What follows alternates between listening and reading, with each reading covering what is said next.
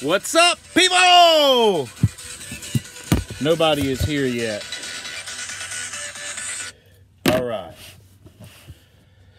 Well, this is going to be a short video, and I know I'm late. It's like 7:44 Eastern Time. I know I like to do it at 7, but I was running behind. But boy, have I got a story to tell you guys. But I'll give it a few minutes so everybody can chime in. But I'm in Louisville, Kentucky. I just have delivered the Siva. I got there, I don't know, like 10 minutes after 7, and I was already late. It was supposed to be there at 6, so I couldn't stop and do this live thing and make it, you know, even later. But what a story I got to tell you guys. And, well, the manager wasn't there, so I had a hard time getting the signatures, and the lot was full, so I had to, like, stick it in front of another trailer. And then I decided to come here to Myers, but right after that, I thought I was going to, you know, not be able to pick up into the morning, which that is the case, but it's 116 miles away. I've got 2 hours and 41 minutes of clock left. And guys, that's just a little too early to shut down, in my opinion. So, I'm not. This is only going to be about a 15-20 minute tops live video tonight. I'm going to run in Myers because they got Chubby Hubby ice cream, which you can't find it. I can't find it nowhere other than Myers. I'm going to grab a couple other little things while I'm in there. They've got this like cool like shit you put on your beard that makes the hairs a little softer as it's growing out. It's getting kind of coarse. I'm going to grab some of that while I'm in there. A couple other things. I'm going to hit the road, go get some fuel. And I think I can make it to the little truck stop that's right there at the shipper, and then I can pick up first thing in the morning. But let me check these comments, and then I got a story for you guys. All right, we got Will Harris and Mr. G, Curtis Clark, Rodney and Jason Chad, Will Harris and Frank. Everybody's saying what's up, like C-Man02. Cousin Chris is in the house. Merry Christmas to you, cuz. Have you got my present I sent you? Mama told me yours came, but, well, I ain't been home, so I hadn't got to open it yet. But thank you in advance. You are my favorite cousin. Jonathan Bearden, Daisy Bear, Chasing America, hello to you. And Josh, and the Lone Wolf Trucking, Rick Curry. Rick, I got to tell you about a phone call that I got earlier, but we won't mention that on the live call tonight. Let me grab my vape, because I'm going to probably want to take a toke or two telling you guys this. But has anybody ever had a day where your hub miles, you drove a whopping 32 miles in a 12-hour period? Can I get an amen? Has anybody ever been there and done that? I know it is not impressive, but that's what yesterday was for me. So let me set the mood for you. I was coming off taking a little break, and let's see. It worked out where I was going to have Tuesday off. Misty had Tuesday off. We had a nice time together. Went to the mall. We did some Christmas shopping. Chase don't ever watch my live videos, so like I found this like pretty cool Hollister jacket that was on a good sale. Misty bought a bunch of Christmas presents. I got an extra one from my mom. But the real reason I wanted to go to the Haywood Mall is go to the Apple store and get a Apple Watch, which I didn't. Man, the stainless steel ones with like a badass band, them motherfuckers are $750. Now they'll say, well, cellular starts at like $399 or $429 or something, but that's for the aluminum, which would probably be okay. But you know, the stainless steel one, it's got a little shine to it instead of no shine, and the glass is like this crystal. It's supposed to be like a lot more scratch resistant, because last watch I bought, I paid like $350 for this thing. It was a Bulova watch that I had won this insurance contest, and you know, I got like $800 from the contest, but I knew I was going to win the contest before it even started, and I knew I was going to reward myself by buying this watch. I didn't have that thing 2 days, and I scratched the shit out of the lens. I never realized how much I bump my wrist into stuff until I have a watch on. But anyway, I didn't get an Apple Watch. But the next day, Wednesday morning, and my fleet manager had called me and told me about, the load. I was going to be coming up to Louisville.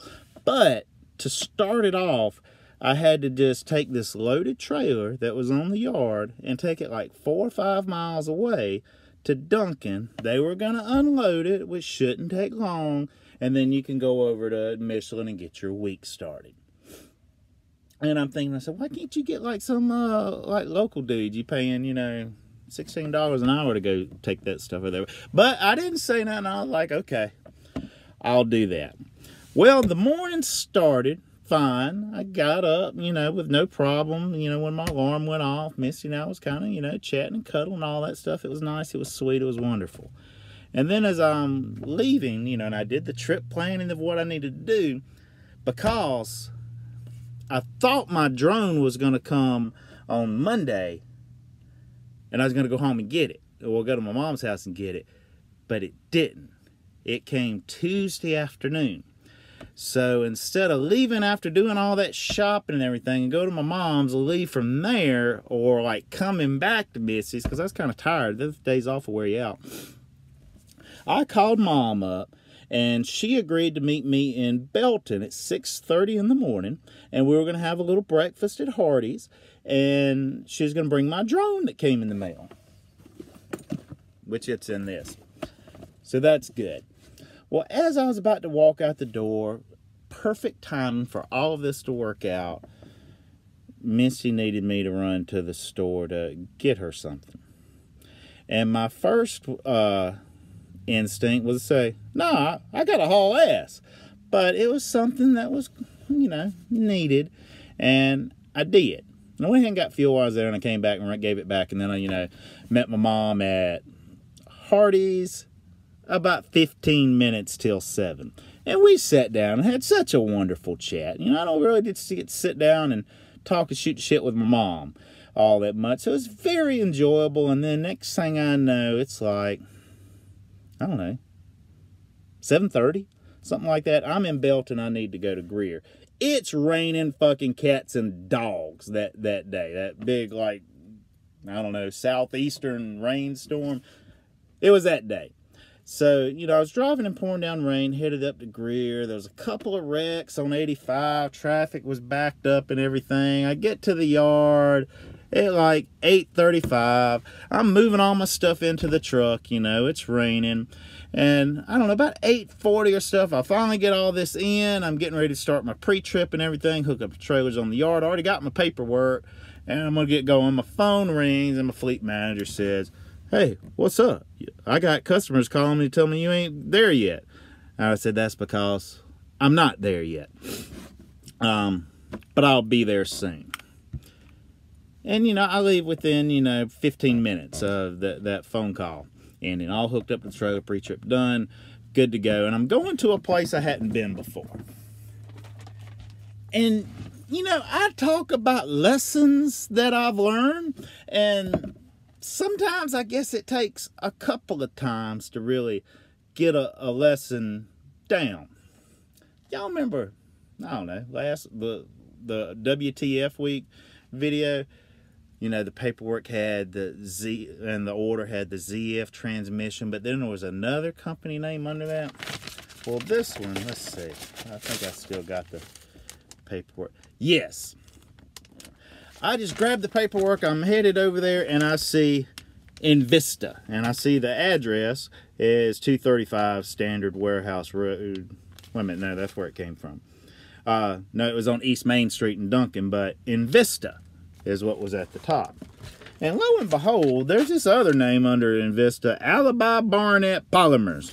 I didn't really look at that part. I said, all right, Invista, that's what I got.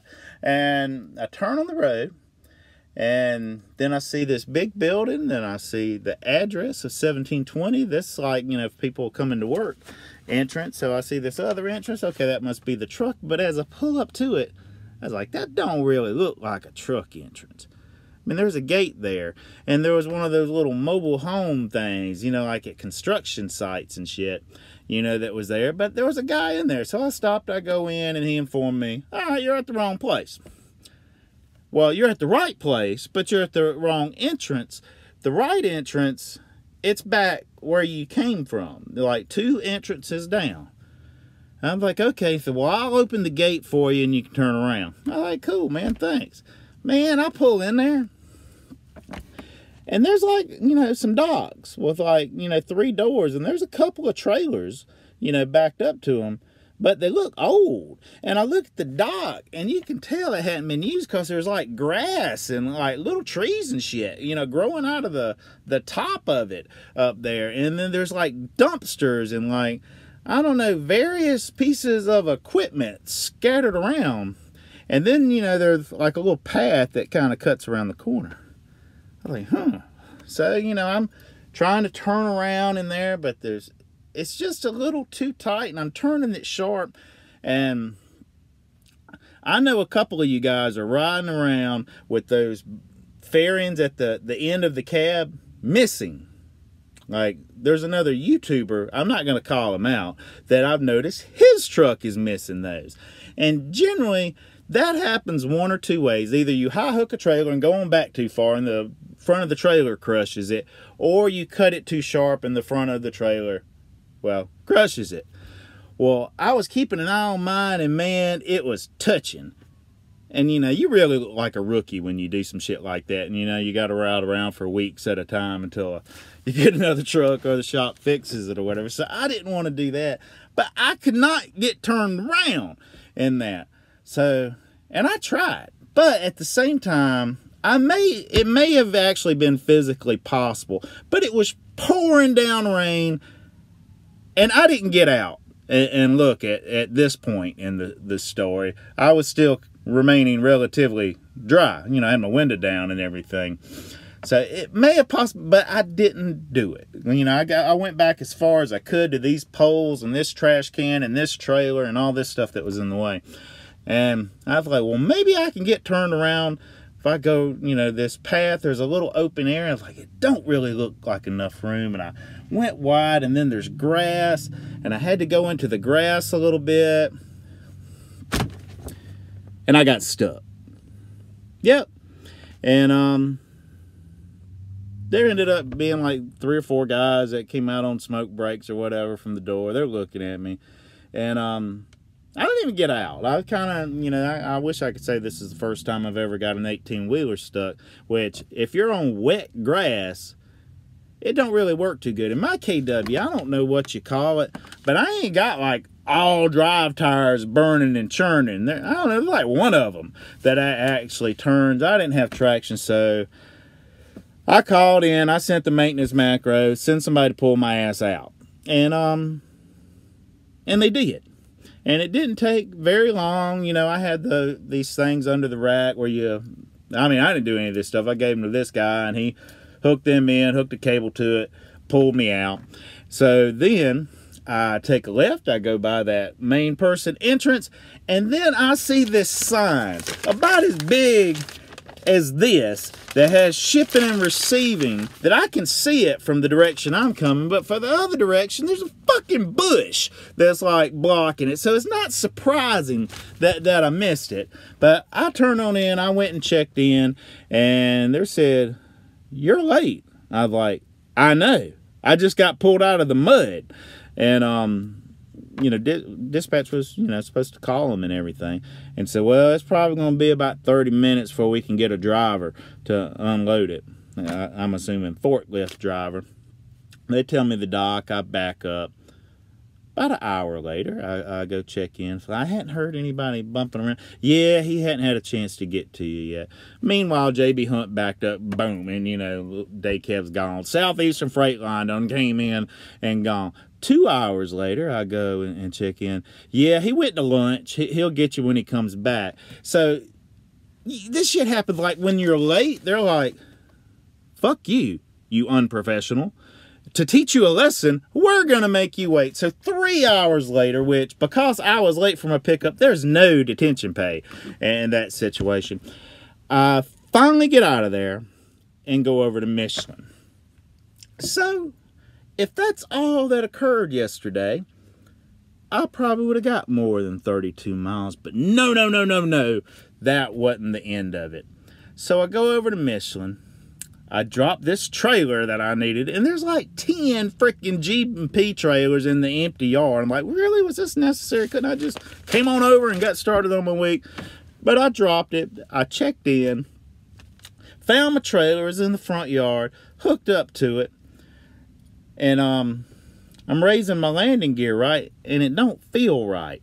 Now, it is high, because there's some like Incredible Hulk steroid bastard that at Michelin somewhere, they're like, let me crank this thing as high as it'll go, and a little bit more.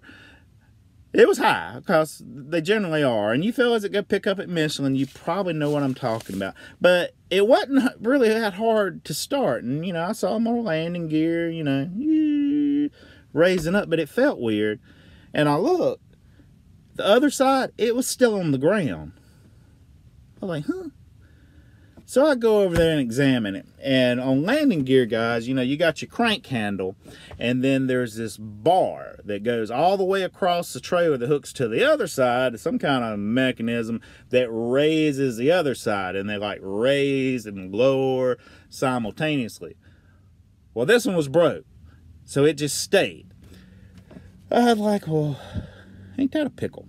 So I called dispatch, and I tell them, describe what it is. So then I send a maintenance macro. And generally, what happens when you send a maintenance macro, somebody from maintenance calls you to get the specifics of your situation. Now, the macro, you know, most of the time is like a blowout tire or something like that. And, you know, your destination, where you at, your address, what the problem, and I did, and I fed the bar that goes across the trailer for the landing gear is broke, and the right side will not raise, or something next thing. I have to pull up the macro to tell you exactly. But I did not get a call, but I did get a message back that we're sending someone from, you know, the Greer yard. I was like, okay. So, you know, maybe an hour or so passed, and I see a G&P truck pull up like, woohoo, I'll be out of here soon. And I keep waiting for him to come around the corner, but he don't.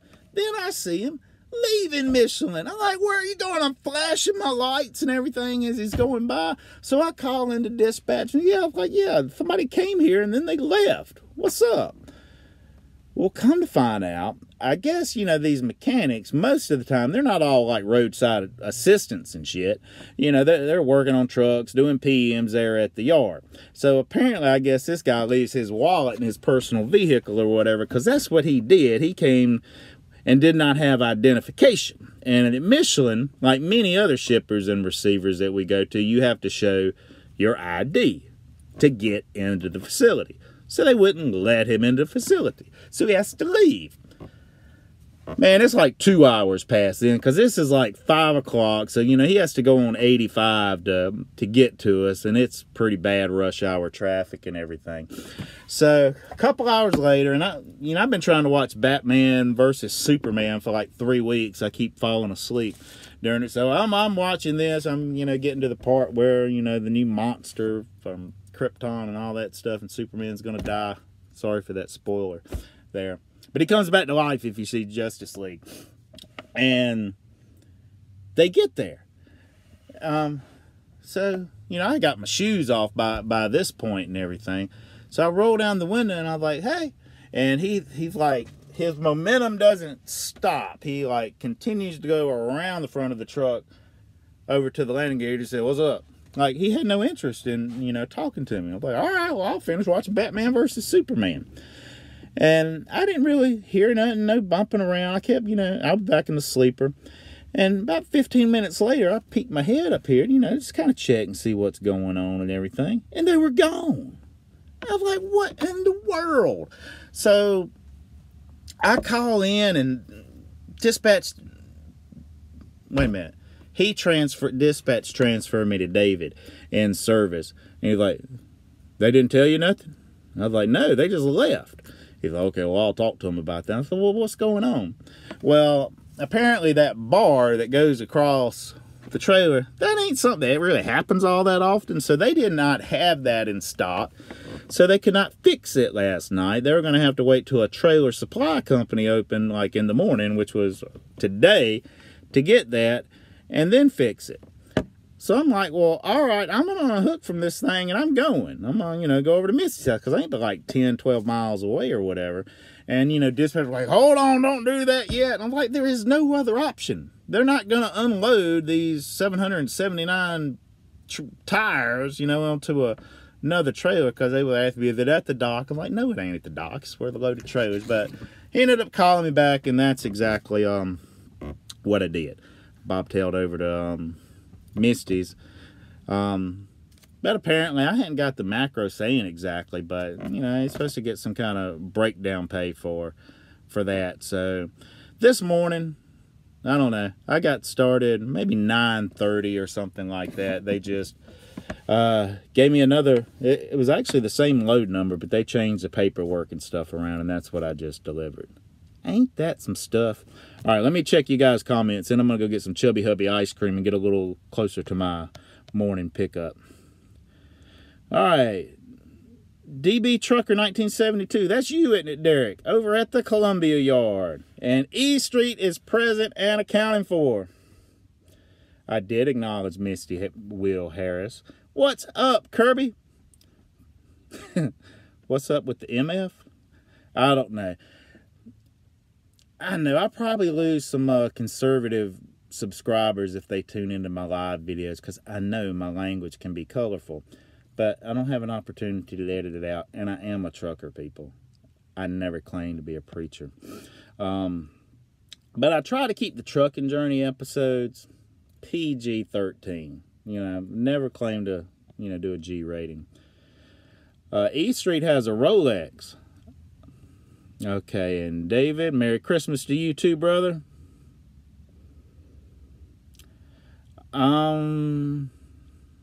Let's see. Lots of people are waiting on Rolexes. Hey, Jamie Krim. Thumper is in Salisbury, North Carolina. What's up, James Clover and McGee Films? Hey, you make movies? Wait a minute, I think I saw one of your videos, McGee Films. Anthony. I'm doing pretty good, Dennis. You do learn something in transportation every day. And I tell you that, like, if I would have been looking for, I don't know if it would have made a difference with that receiving sign as big as a piece of paper hiding behind a bush, but I don't know what the best course of action would have been to prevent from getting stuck. Maybe just back my ass out in the street and get that guy to, spot for me or something. Or, get out and get a closer look and get, soaking wet and possibly been able to turn around in there. Or just get stuck in the mud and get somebody to come pull you out and then, wait an extra 3 hours at the dock for punishment. I'm not sure what the best one was. What's up, Massey? I'm in Louisville, too. Thanks, Anthony T. A verb, noun, and an adjective. You got it, Walter. And Tiny, have you started driving trucks yet, or are you still waiting to retire? Yep, Jason and Jamie Krim know each other. And we got Xavier watching from New Jersey. Merry Christmas to you, Dennis. And Reclining Garner. All right. Finishing up my second week alone. Congratulations, John Dittman. Me with ACD. I don't know what that means, Tiny. All right, but... I had intended on working like through Christmas. I'm starting to have second thoughts. Like I've been running, not insanely hard. I've ran harder, before, but for the past, few months, and I'm starting to kind of crave some time off. I got 2018 coming up to sit down and, reflect and strategize for next year, because I've got some options and there's a couple of video projects I want to do, and I really want to learn this drone. These things are quite complicated. There's intelligent flight modes, and I pulled over today. I don't know, I hadn't really looked at too much of the footage yet. I was trying to do this target tracking thing. I sent the drone up, I touched the truck, and I was wanting, you know, my road footage stuff to fade into an aerial view of the truck parking there at Rarity Mountain, which is, I was going to get some shots there. And I drove, and I don't know, it didn't work right. And man, my drone was way back there and it was out of range, and man, I had a time like getting that thing to come back to me, but I didn't crash it, so that's cool. But the next regular video that I do will have a little bit of drone footage. But damn it, the charger, it's a couple of pieces to it. Like, this is part of the charger, and then it's got this, I don't know, this other thing that the battery clips on, and you can charge your remote to it as well. But the little piece that plugs in here that goes to the wall, guess where it ain't? With me. In this drone bag, it's not there either. I'm pretty sure it's at Misty's house, because there's not anywhere that it could be. And I got one battery that's virtually dead, and I got another one that probably has, I don't know, maybe 12 to 15 minutes of flight time on that, so I won't be getting too much footage. But I don't know if I'm going to get back, you know, like right before Christmas or work through Christmas. I'll just have to see how the load situation is. And I sure as shit ain't going to like sit at a truck stop on, you know, like on Christmas away from home. If I'm going to be out here, I want to be, you know, at least making a couple of $100 for the day. Thanks, McGee Films. Drones are a blast. Building a couple with DJ Phantom a while back. Yeah, that's kind of I got to. I got the Mavic. It seems like, you know, that or the Phantom. I may end up getting a Phantom 4 Pro or whatever's new, you know, then, you know, later on. But it's just going to be the Mavic for now. But I really am wanting to get an Apple Watch. Last thing, and then I'm ending this video because I'm already at 27 minutes.